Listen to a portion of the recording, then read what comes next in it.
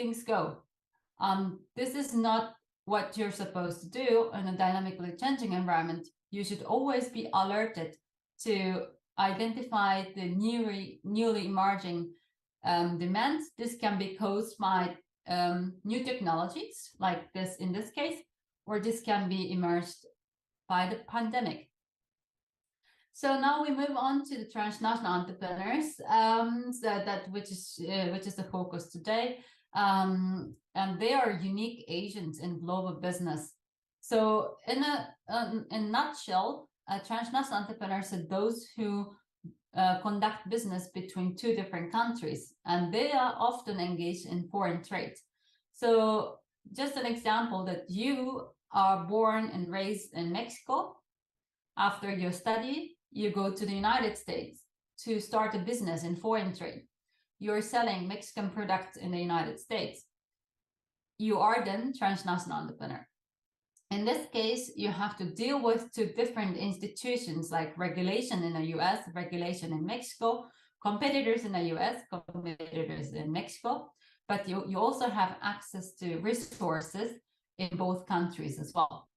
So in that sense, transnational entrepreneurs have also both disadvantages and advantages because they are embedded in multiple contexts.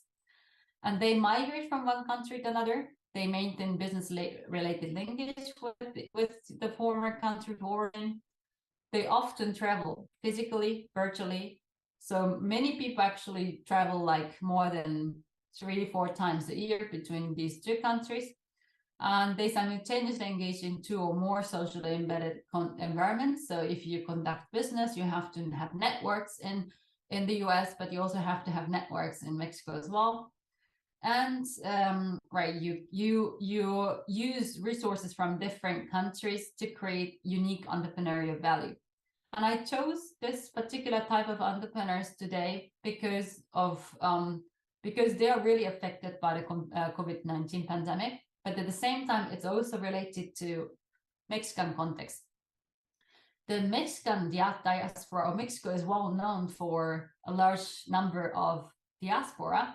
Diaspora means that those who are living outside of the country, but still emotionally connected to home country.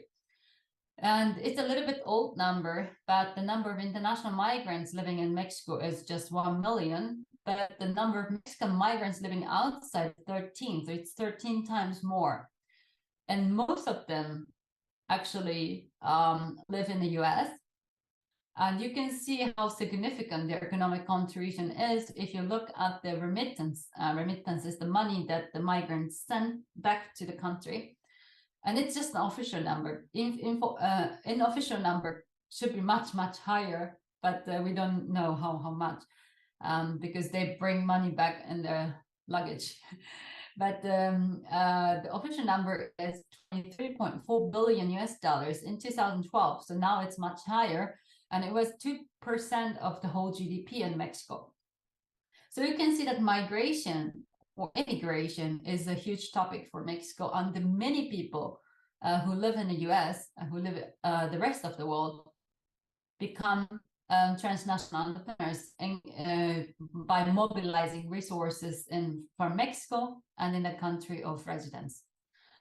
And they are affected they face distinctive challenges during the pandemic time. And there are 3 reasons. The first reason is the deglobalization. In the last few decades, the globalization have been accelerated. So it became much easier to travel from one country to another, comparing to, let's say, 100 years ago. If you migrate from one country to another, that was it. You didn't have a chance to go back. But now you can go back anytime, even like once a month, if you can afford it. But it's not so expensive as before. So more and more business rely on transnationalism, interconnectedness between the countries. But the COVID-19 pushed the deglobalization. The countries started putting bordering, even within the EU. There was no border. But now, due to the COVID and different regulations between countries, the borders came back. So it can change how they conduct business. And another thing is they are embedded in different contexts. So if you conduct business in the US, then you have to deal with two different country contexts, right? So, and you need to deal with the US context as well as Mexican context. And as you know, that COVID-19 has affected national economy in a pretty much different ways between countries. So, and the countries also reacted towards the pandemic in a totally different manner. Looking at China, which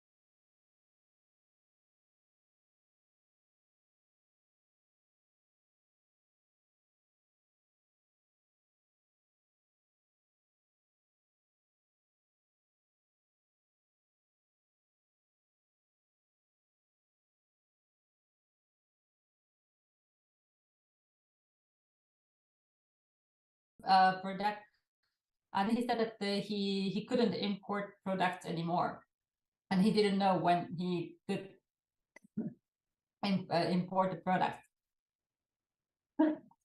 Then the third point is limited global mobility. There was I think it was Slovakian entrepreneur who wanted to test his product in Africa, especially in Kenya. So he was planning all the things to do the test.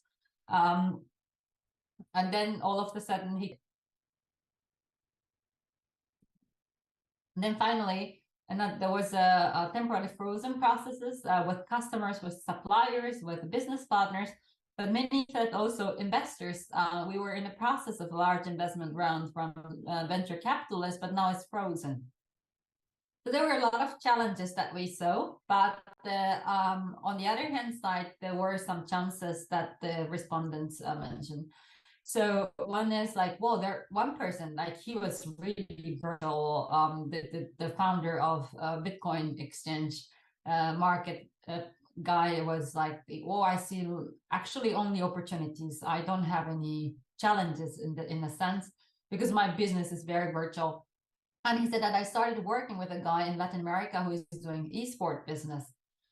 What he said is because of the lockdown, because he cannot travel to another country. Before he was traveling to Hong Kong and the other places like every second week. Now he doesn't have to travel to any other places, so he has plenty of time. So he started connecting himself with global entrepreneurs all over the places. And so by doing so, he kind of exchanged many business ideas